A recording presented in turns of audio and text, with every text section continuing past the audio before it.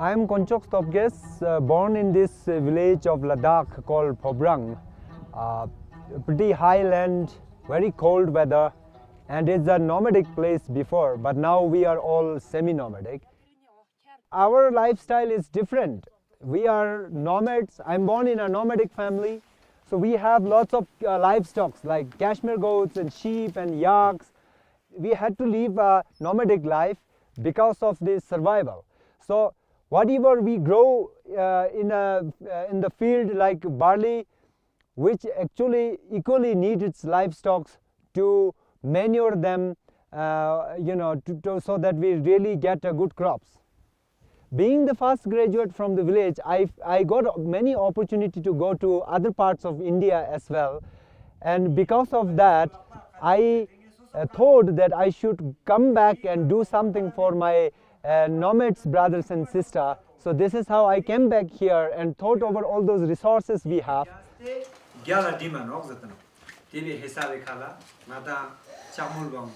When we look at these possibilities, opportunities in this village, we have plenty of resources in the form of livestock. We have cashmere, the most valuable fiber in the world. I thought I should do something with that.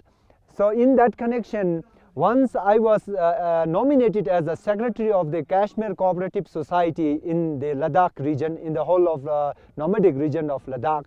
From there, I began to think about this, and I met Miss Linda Cortright from USA in a conference in Kyrgyzstan.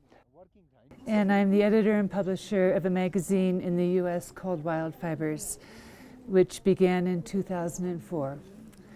And I have traveled all over the world to study the natural fiber industry. So I came to Ladakh in 2007, and he took me to my first nomadic village. And my own experience taking my cashmere, spinning it, and selling the yarn and or finished product gave me such an awareness.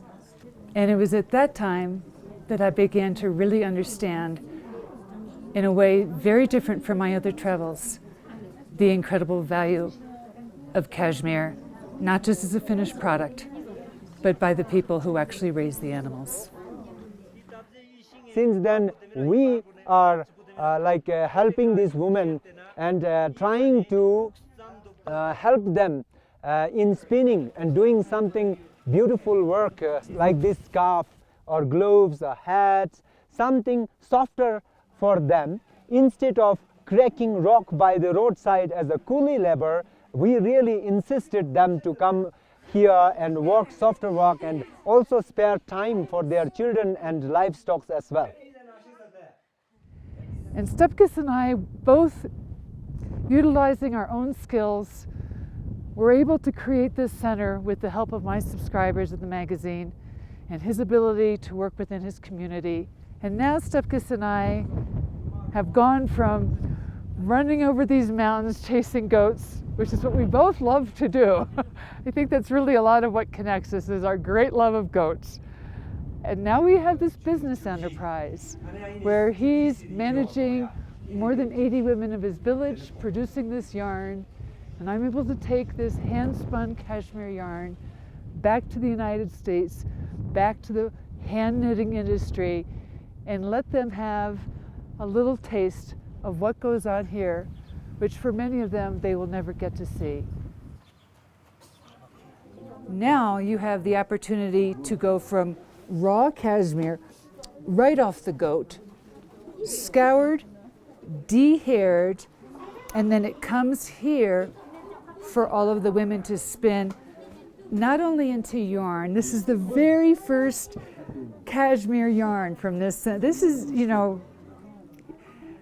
what this little skein of yarn means is incredible. When these women comes from different families during the daytime, they meet each other, they talk, they create a lively environment where they can share their views, their experience, and they also come up with their children here.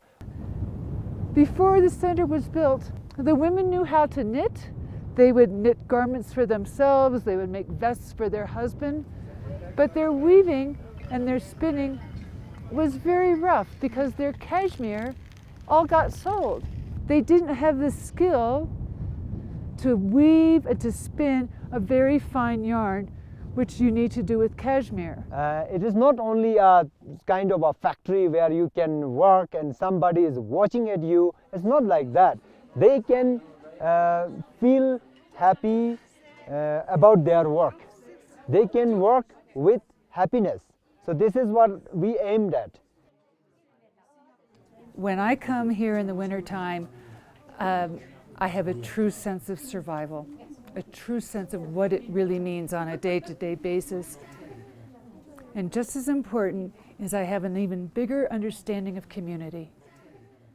I look at how just the women in this room all sit next to each other, help each other, are so anxious.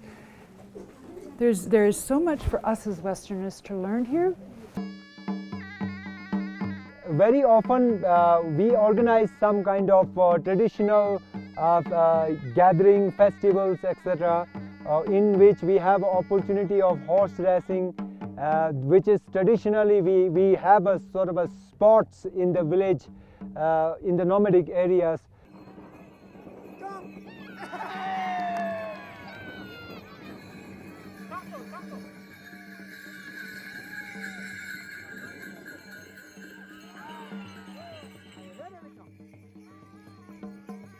That horse racing we organize here to present to the rest of the people in the Ladakh, especially those who are the leaders. We are trying to promote that horse races as well.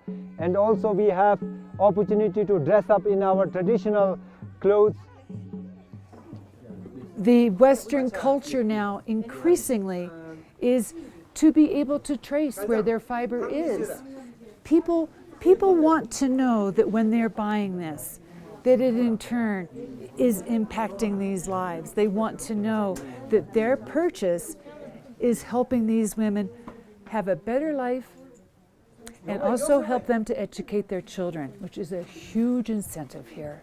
You look at what Gandhi was trying to do. You look at how much that whole concept of we need to retain what we produce and keep it on a local economy of scale. It is what we as humans have gone so far away from because there's so many of us, and what we now are beginning to crave. Perfect. When we built this center, it would not be possible for me to build this center without the support and blessing of the local councils. We've worked, Stobgais has really worked so hard with them from the beginning. And I think very quietly, but so from our heart, if what we do here in Phobrang is something that can start to be duplicated in other villages, we will begin to create that model that enables not only women to stay at home, it also provides a level of nomadic empowerment, and most of all, it's all based on a natural fiber. So when I thought about helping my nomads, brothers and sisters, especially the women flock of this area, you know, there are several things which are very important to build this center here. So I thought over one thing is that this village should not be migrated to the towns. So one important thing is if we are here, then the livestock are here. And the livestock is here, then only you have these valuable cashmere to be supplied to the rest of the world. So the important thing is we should sustain here, we should live here. And the development should come to the village instead of we rush towards the development.